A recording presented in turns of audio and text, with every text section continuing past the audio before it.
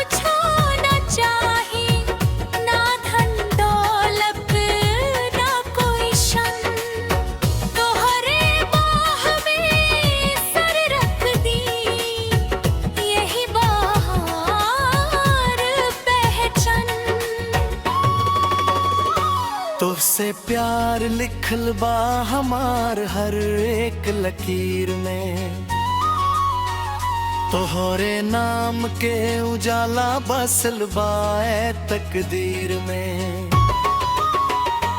जब तोहरे हाथ पकड़ी डर सारा दूर भागे, तोहरे संग चलत चलत हर राह आसान लागे। बारिश के बूंद जैसे मिट्टी से मिलके महके,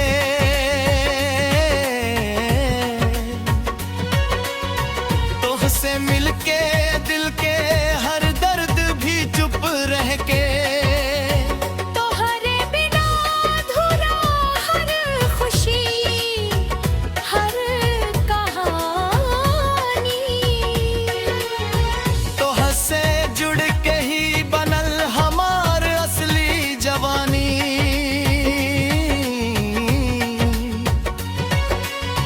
कभी रूठ जालू ते सांस अटके लागे, तोहरे खामोशी में दिल जोर जोर से भागे।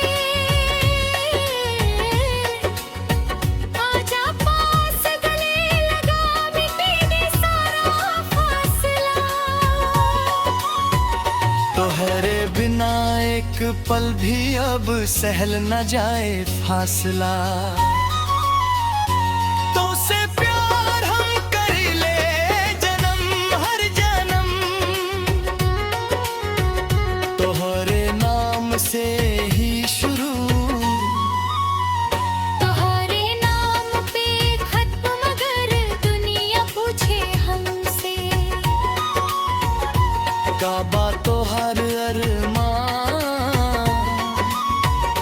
तोहरे साथ बूढ़ा हो खल यही बात दिल के बयां।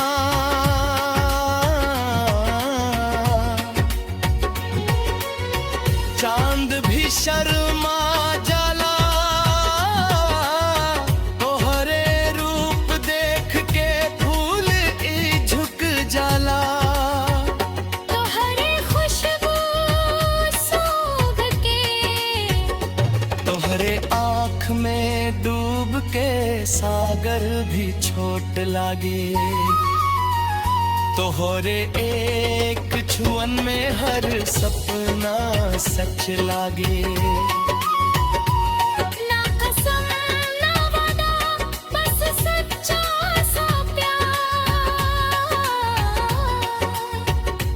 तोहरे संग बितल हर पल सबसे खूबसूरत त्योहार। अगर किस्मत रूठ जाई, अगर दुनिया ठुकर आई, तोहरे साथ रहब फिर भी चाहे हर खुशी छूट जाई।